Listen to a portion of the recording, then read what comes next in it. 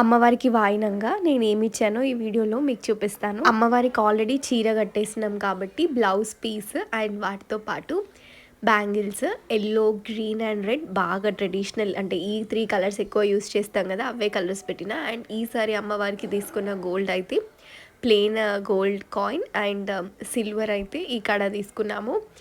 యాక్చువల్గా last year అయితే gold item తీసుకొని ఉండే, కాకపోతే ఈసారి ప్లెయిన్ గోల్డే తీసుకున్నాము, లైక్ ప్యూర్ గోల్డ్ తీసుకున్నాము.